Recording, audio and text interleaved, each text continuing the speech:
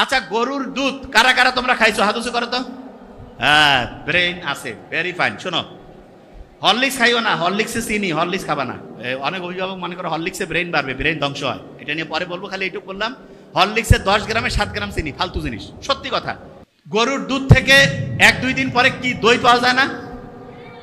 দই থেকে পাওয়া যায় মাখন, মাখন থেকে পরবর্তীতে পাওয়া যায় ঘি। বলো তো, গরুর দুধের দাম বেশি না দইয়ের দাম বেশি? দইয়ের দাম বেশি না মাখনের দাম বেশি? মাখনের দাম বেশি না ঘিয়ের দাম বেশি?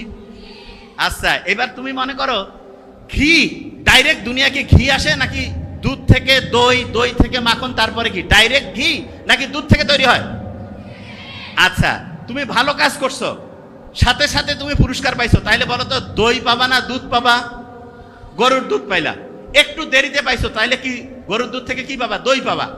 আর একটু দেরিতে হইলে, সবচেয়ে দেরিতে ঘি। তাহলে সবাই ঘি খাইতে চাও না? এই কও না কেন? ব্রেইনের জন্য খুব উপকারী। ছোট্ট বাচ্চা যারা আছো, মা এবং অভিভাবকদেরকে বললো প্রত্যেকদিন একটু হইলেও ঘি খাওয়াবেন, ব্রেইন অ্যাক্টিভ হয়।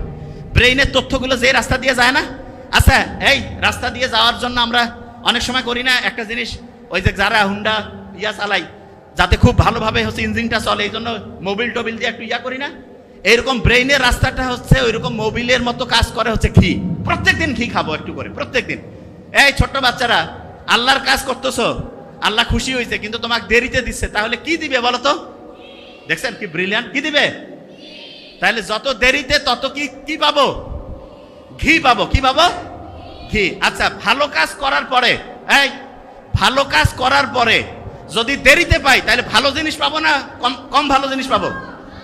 আচ্ছা, এবার শুনো, তুমি একটা খারাপ কিছু করতেছো, তোমার সাথে সাথে পানিশমেন্ট দিছে, শাস্তি দিছে, তাইলে একরকম। যদি অনেক দেরিতে পানিশমেন্ট দেয়, তাইলে ভালো না খারাপ? খারাপ। তাইলে একটা খারাপ কাজ করতেছো, ওই সময় আল্লাহ ধরে নাই, তাইলে দেরিতে ধরবে কি ধরবে না? ধরবে। তবে আল্লাহ সুযোগ দেয়, যদি তুমি ভুল করার পরে, ভুল করছো, ভুল করার পরে যদি আল্লাহকে বলো যে এটা ভুল হয়েছে, আচ্ছা ভুল করছো একটা, সেটা থেকে যদি আবার ফিরে আসো, মনে করো, শোনো, তুমি তোমার আব্বা আম্মাকে একটা মিথ্যা বলছো, তারপরে কিছুক্ষণ পরে এসে যদি বলো যে আব্বা এটা ভুল করছি, আব্বা আম্মা হেসে ফেলে না?